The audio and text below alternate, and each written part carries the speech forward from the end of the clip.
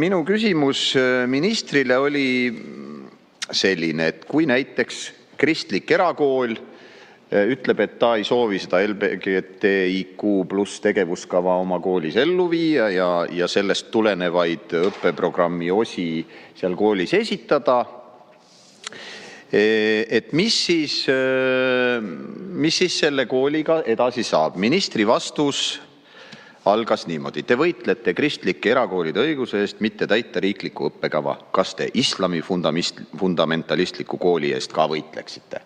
No ma ütleks puhas demagoogia, üldse ei puutu küsimusse.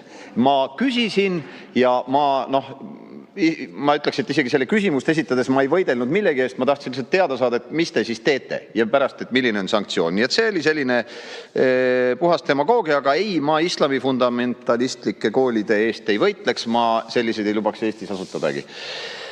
Aga see, kuidas te vastasite hiljem sellele, et siis tuleb ikkagi kaaluda selle kooli koolitusloa äravõtmist ja hiljem viitasite oma vastustest ka sellele, et aga kui vanemad näiteks ei luba lastel osaleda sellistest tundidest, kus sellist ideoloogilist indoktrineerimist läbi viiakse, et siis hakkavad juba järgnema sanktsioonid vanematele.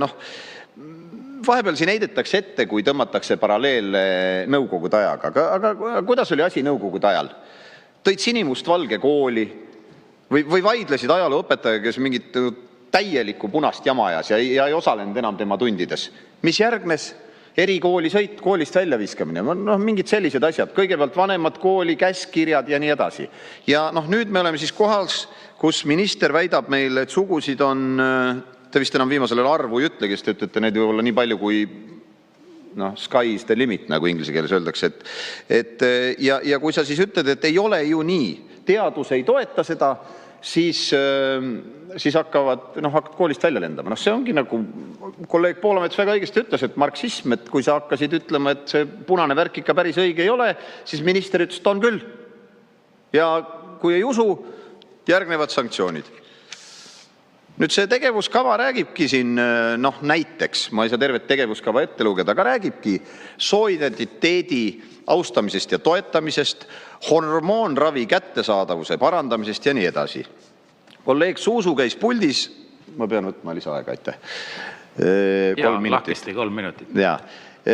Kolleeg Suusu käis puldis ja rääkis, siin urjutas meid, et noortel on enesetapumõtteid ja nii edasi.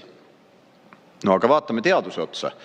Vähem kui 2 aastat tagasi, see oli 24. aasta, ma arvan, teises pooles, selline 1,5 aastat tagasi, tehti Ühendkuningriigis tegelikult väga põhjalik analüüs kogu selle nii-öelda sooidentiteeti toetava ideoloogia osas ja nendest tulenevate tegevuste osas. CAS Review, võite otsida, CASS, võite lugeda selle järeldusi pikemalt, aga arvestades siinset aega, ei ole niimoodi, et kuidagi see sooidentiteeti toetav keskkond ja meditsiinilised tegevused on põhjendatud. Tegelikkus on selline, et see sooline düsfooria, mida tõesti noortel esineb, aga noored teatavasti ja me kõik oleme noorusea ja teismeea läbinud, ongi pisut segaduses ja see on täiesti nagu inimese bioloogiast tulenev protsess, hormoonid möllavad, nagu eesti keeles öeldakse. Aga enamus noori kasvab sellest välja ja nüüd, mis puudutab seda enesetapumõtteid, siis kuidagi ei ole tõendatud, et see sooline düsfooria neid kuidagi rohkem tekitaks kui näiteks muud vaimse tervise probleemid, nagu depressioon või autism või ka perekondlikud probleemid. Nii et tegemist on ühe sellise vaimse tervise valdkonna küsimusega. Ja see CAS Review jõudis järeldusele, et kui seda küsimust lahendada selliselt, et varases nooruses nii-öelda seda sooidentiteeti kinnitavaid nii sotsiaalset võrgustikku kui ka meditsiinilisi tegevusi rakendada, siis see vastupidi kinnistab noore sinna oma vaimsesse segadusse ja pikaajaliselt hoopiski suurendab probleeme. Nii et ja tegelikult meil on ka siin Põhjamaadest armastatakse eeskuju võtta, nii Rootsis, Norras on kõiki selliseid tegevusi hakatud tagasi keerama, on hakatud piirama noortele tehtavaid selliseid sooidentiteeti, sotsiaalset sugu ja muid selliseid asju kinnitavaid nii, kuidas ma ütlen, hariduslikke ja sotsiaalseid tegevusi kui ka meditsiinilisi. Inglismaal minu teada igasugused puberteedi blokeerijad ja muu on lausa ära keelatud peale selle Gas Review ilmumist. Nii et ei maksa tulla siia rääkima, kuidas meil on teaduspõhine tegevuskava ja siis selle alusel viiakse kooliprogrammidesse sisse juhised ja kui seda ei täideta, siis võetakse koolil koolitusluba ära.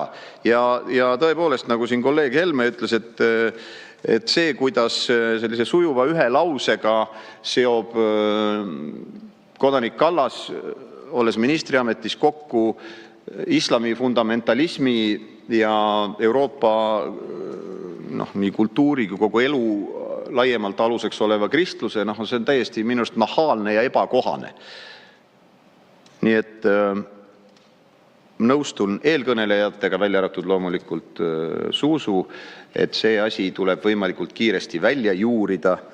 Ja mulle tundub siin ka tänast sellist, ütleme, stenogrammi välist debatti kuulates, et kuidas seda muidu välja juurid, kui need praegu valitsuskoalitsioonis olevad erakonnad vähemasti võimu juurest ei ole ära juuritud.